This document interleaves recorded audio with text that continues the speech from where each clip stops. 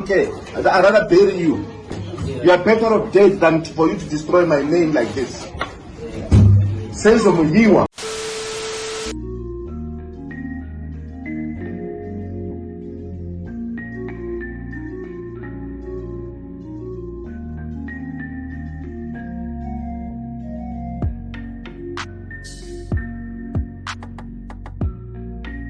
Hello everyone, welcome back to ASR. This is our review of Senzo, Murder of a Soccer Star, Part 4. Let's get into it.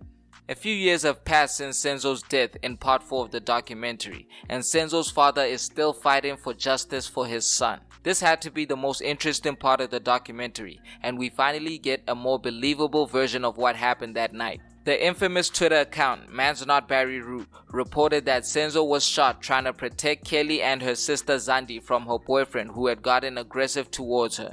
Man's Not Barry Rue reported that after Longwe Twala shot Senzo, the people in the house conspired to protect Longwe and cover up the true events of that night. This theory is reiterated by the fact that Senzo's sister claims that Kelly called her that night, telling her that Longwe had shot Senzo as he tried to break up a fight. It was also reported that 3 of the people Kelly called after the shooting were Senzo's sister, wife, and Longwe Twala's father, Chico Twala. And this is believable, because at this point, Kelly's not sure if Senzo's gonna die, and she is contacting everybody that she should be contacting. But then obviously things changed after Senzo passed, and now it becomes a murder charge. Definitely if Senzo had survived, it was something that could have easily been swept under the rug as an accidental shooting. But after the passing of a national hero, it became real. Now it also needs to be stated that Chico Twala produced Kelly's album and the song that is claimed to have prophesied Senzo's death. So if anybody sacrificed Senzo, it was him. The story gets deeper because apparently Senzo, Kelly, Zandi and were having a couple's weekend rendezvous at one of Senzo's places, and Senzo had given strict instructions not to answer Longwe's calls, who had already been suspecting that his girlfriend was cheating.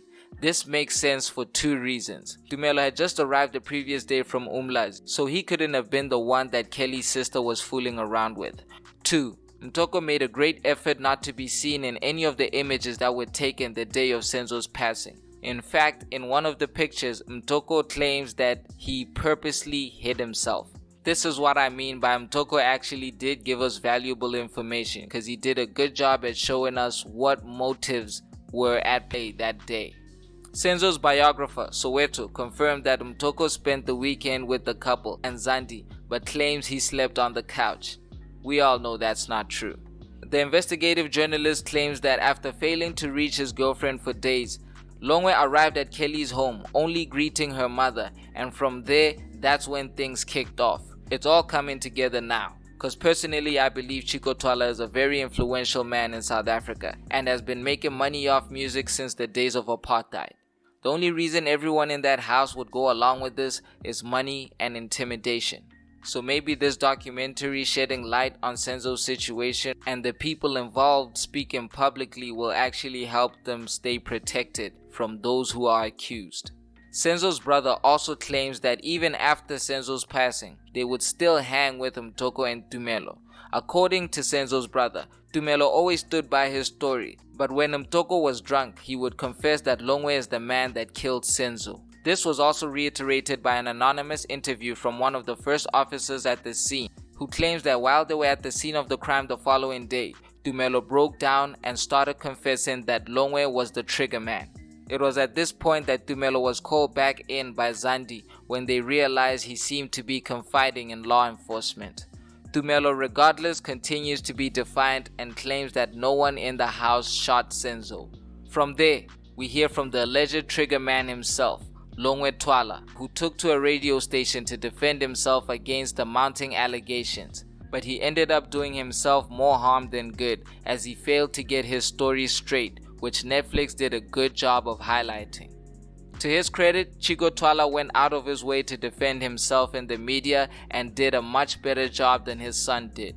Another interesting thing the documentary highlighted is that there are currently 2 separate teams working on Senzo's case. one of which is a cold case team, which for me is ridiculous. If you still have an active case open and a team working on it, it doesn't qualify as a cold case, and we've never given up on justice for Senzo.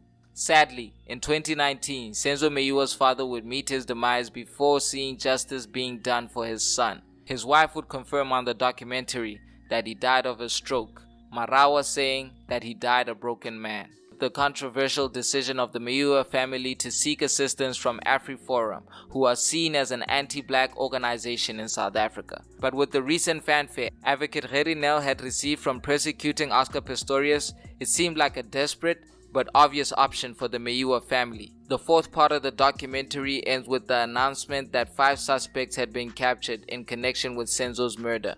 A lot to wrap up as we head into the final leg of the documentary. Stay tuned.